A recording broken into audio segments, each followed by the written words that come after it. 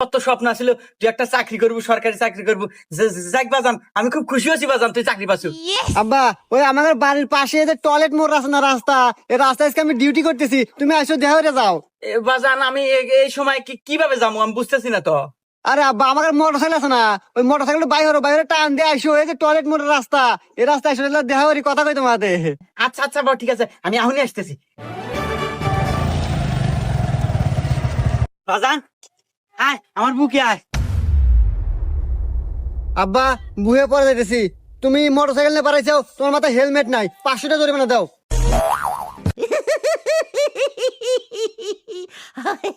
দা আমি কল তোর বাপ।